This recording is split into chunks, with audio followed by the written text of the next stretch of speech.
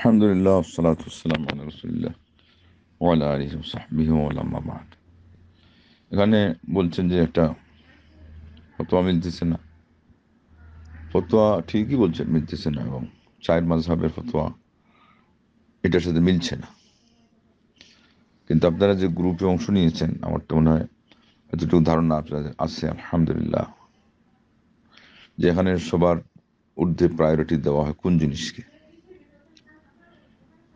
আর আজকাল আমাদের সেটা বললেও হচ্ছে না, কারণ সবাই বলতেছে ওইটাকে প্রায়োরিটি দিচ্ছে। এখানে মুফতি মাসুদ তারিক মাসুদ, উনি পাকিস্তানের ওই হানাফি ঘরানার হলেও অনেক তার সংস্কারমুখী ফতোয়া আছে। শৈবরতের সময় তিনি অনেক সুন্দর সিদ্ধান্ত সহ আর অনেক কথাই উনি বলে থাকেন, যেগুলো অন্যান্য কট্টরপন্থী হানাফি আলেমদের মুখ থেকে আসে না, এমনকি কিয়ামত পর্যন্ত এটা চিন্তাই করা যায় না।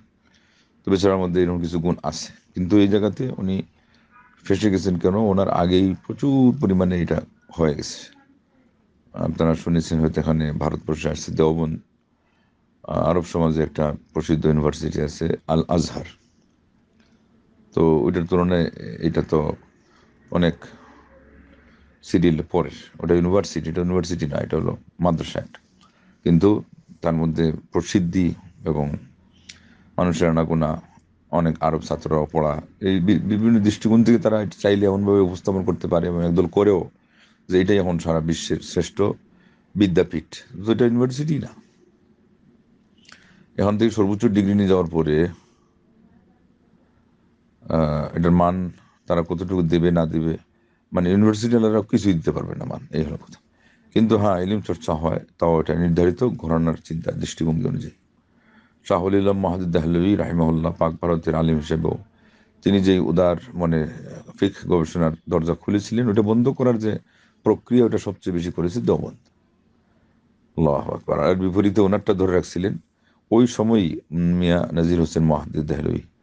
তার উপাধি হলো শেখুল কুল ফিল কুল, একজন মানুষ কিন্তু সকল বিষয়ে তিনি পারঙ্গম, শাস্ত্রবিদ এবং বিশেষজ্ঞ। কয়েক তালা বিশিষ্ট একটা দেখতে সৌদি আরবের একজন আলিম গেছিলেন, বলে কি ব্যাপার, এই মানুষটা একা এত বড় একটা মিশন কেমনে চালালেন? 3 লাখ ছাত্র, তার প্রসিদ্ধ যারা বড় বড় আলিম, এবং এদের মধ্যে বড় একটা সংখ্যক ঘুরে ফিরে আবার তিনি যেই লাগাম টেনে ধরছিলেন শাহরুল্লাহ মাহাদুদ দেহলভীর মতো করে, সেই দিকে তারা চলে আসছে। কিন্তু কিভাবে হবে? উনি যে একজন, আর এখানে লাখে লাখ দেওয়ান প্রতিষ্ঠাই করা হয়েছে কয়েকটা উদ্দেশ্যের মধ্যে একটা তারা বলেই দিয়েছে যে হানাফি মাযহাবের ভিত পাক ভারতে মজবুত করার জন্যে। এটা আমি নিজ কানে শুনেছি, যিনি দেওবন্দ পড়ে আসছেন, ক্লাসে বসে তিনি এটা বলেছেন। লা ইলাহা ইল্লাল্লাহ। তো আল আজহারে তারা তাদের যেটা অফিসিয়াল ফতোয়ার বোর্ড এবং তাদের অ্যাকাউন্ট, সবগুলোতে তারা প্রচার করে গিয়েছে যে ওইটাই সঠিক। আর এখানে একজন মানুষ ভূমিকা রেখেছিলেন, আর এই একা, আল্লাহু আকবার, শুনে রাখেন এই লোকের নাম। তার নাম শেখুল ইসলাম ইবনে তাইমিয়া রাহিমাহুল্লাহ। তো এইরকম এক একজন মানুষ এক একটা জাতির কাজ করে। কেমনে করে? সারা ফিকহি অঙ্গন চাইতো 5-4টা মাযহাবটাকে নিয়ে পরিব্যাপ্ত। এরপরে চিন্তাই করা যায় না। পরে আরেকটা চিন্তা করতে হলে সেটা জাফরি মাযহাব, শিয়াদের। সেই জায়গায় এটা যেই সেই ইলমের শক্তি থাকলে কেউ দাঁড়িয়ে যায় সুজা, ইবনে তাইমিয়া দাঁড়িয়ে গেছেন এই ফতোয়া নিয়ে।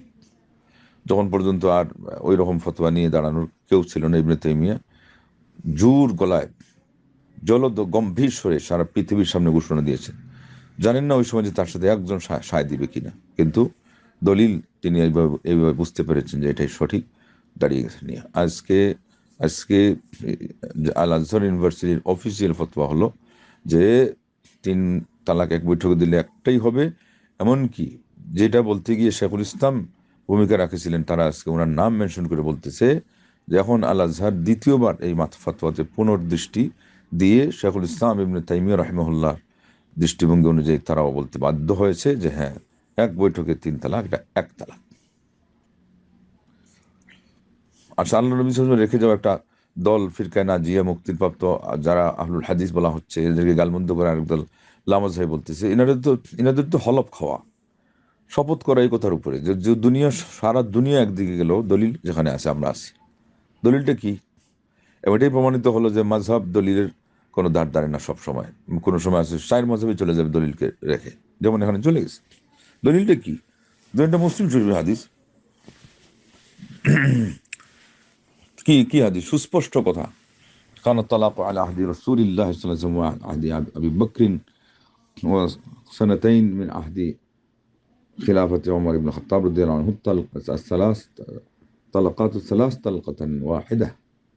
আল্লাহর নবীর যুগ চলে গেছে, আবু বকর সিদ্দিকের যুগ চলে গেছে, এবং ওমর খাত্তাব রাদিয়াল্লাহু আনহুর খেলাফতের 2 যুগ এটার উপর ছিল, যে 3 তালাক এক বৈঠকে, যেটা সেটা বাস্তবে পরিগণিত হবে মাত্র এক।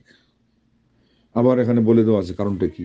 বলছেন মানুষ যখন তাড়াহুড়া করলো, জটপট করে খালি বেশি বেশি তালাক দিল, তখন তিনি নিজেই বলতেছেন, আমি চিন্তা করলাম যে আমি যদি এটাকে 3 হিসাবে পরিগণিত করাই দেই তাইলে মানে ভালো হবে। ফাআমদাহ, তখন তিনি এটা ঘোষণা দিলেন যে হ্যাঁ 3।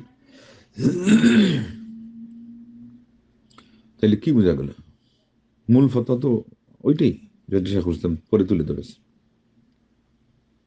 লা ইলাহা ইল্লাল্লাহ। এবং আশ্চর্যের বিষয় হলো, আল্লাহ রাব্বুল আলামিন সূরা বাকারা যেখানে বলছেন আত-তালাকু মাররাতান, আত-তালাকু তালকাতান বলেন নেই। মাররা বল ওর শব্দ অর্থ হলো বার, বারে বারে যেটাকে বলা হয়। ইবনে রুশদ মালিকি মাযহাবের ফাকিহ বিদায়াতুল মুজতাহিদে উল্লেখ করেছেন, এই মাররাটা একেবারে অকাট্য, যে তালাক মেয়াদে মেয়াদে হবে, কমপক্ষে 3 মাসে। বরং আরেকটা সুন্নতি হলো 3 মাস পর পর। এটাও পাবেন আপনার ডাক্তার সাহেবের আলোচনায়। তো ডাক্তার সাহেব যেই সেই মানুষ না, ইংরেজি শিক্ষিত ঠিক, কিন্তু ওনার সাথে বড় এক টিম আছে ভালো ভালো আলেমদের। উনি তো ফতোয়াগুলো সেখান থেকে সহজতা নিয়ে উনি রিসার্চ করেন, এমনি তো না। তো এই জন্য এখানে ওটা তো ওনার কথা না, বলা হচ্ছে ওটা ওনার কথা না। তো আমরা যেগুলো বলি জটিল জটিল বিষয়, এগুলো তো আমাদের কারণ না। আমাদের মধ্যকার প্রসিদ্ধ শেখদের অনেক সময় আলোচনা থেকে বোঝা যায় যে উনি বলতেছে, কিন্তু ওটা তো শাস্ত্রীয় বিষয়, শাস্ত্রবিদদের মূলত কথা। তাদের মধ্যে কাঠটা কত শক্তিশালী দলিলের নেতৃত্বে, সেটা হলো ভাবার বিষয়। তো যাই হোক, ইবনে রুশদ কত বড় ফকিহ, উনি যে বলেছেন যে মাররা দিয়ে আল্লাহ একেবারে সুস্পষ্ট করে দিয়েছেন। ওই যে এখন উনি যখন বলতেছেন কোরআনে দলিল, তো কোরআনটা আগে আসবেই, কিন্তু কোরআনে দলিল যখন ছেড়ে দেয় হাদিসের হাতে, তখন কি করা যায়? কেউ বলতে পারেন কেমনে ছেড়ে দেয়? ছেড়ে দিয়েছে, আল্লাহ নিজেই ঘোষণা দিয়েছে, লিতুবাইয়িনা লিন-নাস লিতাহকুমা বাইনান-নাস। ইমাম আউজাই সহ আর অন্যরা বলছেন যে হাদিস আসছে কোরআনের ব্যাখ্যা করার জন্য, কিন্তু কোরআন হাদিসের ব্যাখ্যা করার জন্য আসে নাই। হ্যাঁ, সুনির্ধারিত কিছু মাসলাতে আছে, আবার ওখানে গেলে ওইটাই চূড়ান্ত হয়। আলিমগণরা করেছেন এরকম কিছু, সামান্য হাতে গোনা কয়েকটা। কিন্তু এখানে বেশিরভাগ এটা করে থাকেন যাদের হাদিসের মধ্যে ইয়ে কম, নেওয়ার মাসআলার ইয়ে বাস্তবতা কম, বিশেষ করে 4 মাযহাবের মধ্যে হানাফি মাযহাব, ওনারা প্রায় সময় তখন এটাকেই ফলো করেন যে কোরআন কোরআন। তো দলিল বোঝার ক্ষেত্রে হাদিসের কোরআনের চেয়ে হাদিসের মধ্যে তার উর্বরতা বেশি, এবং নিশ্চিতভাবে বোঝার চেয়ে কোরআন হাদিসের পরে যেটার সিরিয়াল মর্যাদার দিক থেকে ইজমা, সেটার পাওয়ার বেশি। কারণ ইজমা এসে ওই যে কোরআনের ব্যাখ্যার মধ্যে যে সম্ভাবনা ছিল হাদিসের ব্যাখ্যার মধ্যে, এবং হাদিস সাব্যস্ত হওয়ার মধ্যে সহজ সম্ভাবনা ছিল, সবগুলো ইজমা যদি সাব্যস্ত হয়ে যায়, ওটা এসে নিশ্চিত করে দেয়। কারণ ইজমা তো ওগুলো পার হয়ে আসার পরে হয়, এই জন্য সিরিয়ালে পরে মর্যাদার দিক থেকে, কিন্তু ব্যাখ্যাতে ইজমা চূড়ান্ত হওয়ার দিক থেকে আগে। এবার এটা বুঝতে আর কঠিন হওয়ার কিছু না যে হাদিস কিভাবে ব্যাখ্যার দিক থেকে কোরআনেরও আগে। কোরআন এই পাওয়ার দিয়ে দিয়েছে, কারণ হাদিস আসছেই ব্যাখ্যা করার জন্য। আমাদের কাছে কোরআনের উদাহরণ হলো মূল বইয়ের টেক্সট, আর হাদিস হলো তার পরবর্তী যে ব্যাখ্যা থাকে। কোরআনে তাফসির পড়ে দেখবেন তাফসির আয়াত কয়টা থাকে, আর পরে আলোচনা কয়টা থাকে, লম্বা আলোচনা থাকে। তাফসির যত লম্বা হয়, আলোচনা তত দীর্ঘায়ু হয়, এবং আপনি অনেক জিনিসই মূল কোরআন পড়ে কিছুই বুঝবেন না, কিন্তু যখন ওইটা ডিটেলস পড়বেন, মানে পানির মতো সহজ হয়ে আসে। যাই হোক, হাদিসকে আল্লাহ রাব্বুল আলামিন এই পরিমাণ পাওয়ার দিয়েছেন। তো এটার ফতোয়া মূলত হাদিসেই ছিল। পরে ওমর ইবনে খাত্তাবের ফতোয়া আবার উনি নিজেই শেষ বয়সে অনুশোচনা করছেন, বলছেন যে এটা দিয়ে লাভ হয় না, মানুষ যা তালাক দেওয়ার দিচ্ছেই, তার মানে উনিও ফিরত আসছেন, তো এটা নিয়ে থাকার কথা নাই। কিন্তু এরপরও ফিক্সড চর্চার একটা সিস্টেম অনুযায়ী এটা প্রচার লাভ করছে, বিভিন্ন ফকিহদের জবানিতে এটা বিস্তার লাভ করছে, এবং ওনারা এটাকে মেনে নিয়েছে। যার ফলে শেষ পর্যন্ত এক পর্যায়ে 4 মাযহাব এটার মধ্যে ফেঁসেই গেছে, ধরবো আমরা। কেননা হাদিসের বিপরীত ফতোয়া হলে তো ফেঁসে যাওয়া ছাড়া তো কিছুই নেই। এবং মাযহাব যে চূড়ান্ত না, এটা আল্লাহ প্রমাণ করছেন এইভাবেই। 73টা হাদিস ইমাম ইবনুল কাইয়িম রাহিমাহুল্লাহ এনেছেন, যে এগুলো এক মাযহাবের আলিমরাও নেন নাই। তাইলে কি আমরা মাযহাবকে দিন হিসেবে নিব না নবীর হাদিসকে? বলছেন এগুলো মানসুখও না, রহিত হয় নাই, অশুদ্ধ না, সব বিশুদ্ধ। আপনি এখন চার মাযহাবকেই যদি একসাথে এনে দাঁড় করান, সম্ভব না, পার পাবে না নবীর হাদিসের সামনে। কিয়ামতের দিন একটা হাদিস যদি এসে আল্লাহ দাঁড় করে দেন যে আমার নবীর হাদিসের উত্তর দাও, চার মাযহাবের আলেমরা হাদিসের বিপরীত হওয়ার কারণে একটা কদম আগাইতে পারবে না আল্লাহর সামনে। আর ইবনু দাকিক এই বড় ভলিউম তৈরি করেছেন, যেগুলো চার মাযহাবের কোনো আলেম ফতোয়াতে আনেন নাই। তার মানে আল্লাহ এটা প্রমাণ করেছেন যে চূড়ান্ত হলো হাদিস। এটা একটা মাযহাবই আছে, মাযহাব আহলিল হাদিস, মাযহাব আহলির রায় হলো এর বিপরীতে। ওটা ওই সময় তৈরি হয়ে গেছে ইমাম মালিক রাহিমাহুল্লাহর যুগে। আহলুর রায় তৈরি হয়েছে ইমাম আবু হানিফার হলো উস্তাদের নামে, রবিয়াতুর রায় একজন ছিলেন, আর আহলুল হাদিস ইমাম মালিক রাহিমাহুল্লাহর নামে। তো এই জন্য ফিকহি ধারা মূলত দুইটা, হাদিস ধারা, হাদিসপন্থী ধারা, ফিকহপন্থী ধারা। ফিকহ না, এটা হলো রায়পন্থী ধারা, মানে কিয়াস আরেক শব্দে বলা হয়। কিয়াসও কিন্তু আছে, তার সিরিয়াল চাইরে, কিন্তু আমাদের অনেকে কিয়াসকে কোরআনের উপর দিয়ে ডিঙ্গাই যখন দেন তখন সর্বনাশ হয়ে যায়।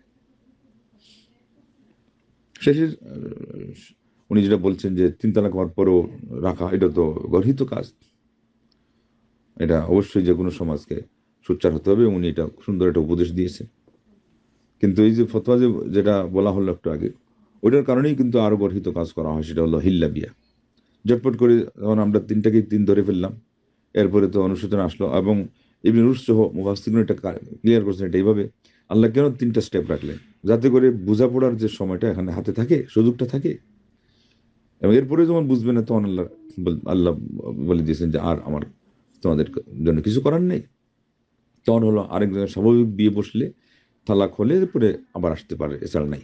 তো এই যে সুযোগটা, উনি বলছেন যে ইসলামের বিজ্ঞানসম্মত হওয়ার জন্য এটাই শর্ত যে এরকম একটা স্পর্শকাতর বিষয়, সংসারের ব্যাপার স্যাপার আছে। বেশিরভাগ জায়গায় এরকম হওয়ার পরে বলে যে ছেলে আছে, মেয়ে আছে, সন্তান আছে। তো এটা তো ওই সুযোগটা না দেওয়ার কারণে হ্যাঁ আপনি বলতেছেন একবারে যখন ফিনিশ করে দিয়েছে, এই জন্য এটা 2বার তার এটা সুযোগ আল্লাহ দিয়েছেন আহকামুল হাকিমিন, এবং এটা হলো বিশুদ্ধ ব্যাখ্যা অনুযায়ী আর বিশুদ্ধ ফতোয়া অনুযায়ী, এটাই হলো বাস্তবের সাথে মিলে। কিন্তু ওখানে কি করা হয়েছে, এদিকে একসাথে 3টা বাস্তবায়ন করে দেওয়া হয়েছে, আর এরপরে হিল্লা বিয়াকে সুযোগ দিয়ে দেওয়া হয়েছে। হিল্লা বিয়া তো একটা সাহাবাদের বাণী অনুযায়ী পাঠা বিয়া, এবং আল্লাহর নবী সাল্লাল্লাহু আলাইহি হাদিস অনুযায়ী এটা অভিশপ্ত বিয়া, যেটা বিয়াই না, সেটা একটা কন্ট্রাক্ট, ওইটাই হলো অভিশপ্ত কন্ট্রাক্ট। এবং এগুলো টিকে নেই, 2-3 জায়গাতে এরকম চ্যালেঞ্জ হিসেবে দাঁড়িয়ে আছে এগুলো, যে এটা হাদিস এর বিপরীত হওয়ার কারণে আল্লাহ টিকায় নেই। এক জায়গায় 2জন মিলে বলছে যে আমরা আলাদা হব না, আরেক জায়গায় একজন মহিলা বলছে যে এইটাই যদি ইসলাম হয়, আমি ইসলামও মানি না, আমি আমি তালাক হব, এই ধরনের ফতোয়া মানি না। এরপরে সে বিধর্মী হয়ে গেছে। আল্লাহু আকবার। হাদিস কুরআন এটাই হলো ধর্ম, এটাই স্বভাব, এটাই হলো সুস্থ বিবেকের দাবি, এটাই হলো সব সবার ঊর্ধ্বে চূড়ান্ত। সারা পৃথিবী একদিকে চলে গেল চূড়ান্ত, ওটার নাম হলো ইমান। কে কতটুকু আল্লাহ রাসূল সাল্লাল্লাহু আলাইহি ওয়াসাল্লামকে চূড়ান্ত ইমাম মেনেছে, এখানেই প্রমাণ হবে। কিয়ামতের দিন সুপারিশ, হাউজে কৌসারের পানি, এগুলোতেই নিশ্চিত হবে। আল্লাহ তৌফিক দান করুন বুঝার এবং আমল করার।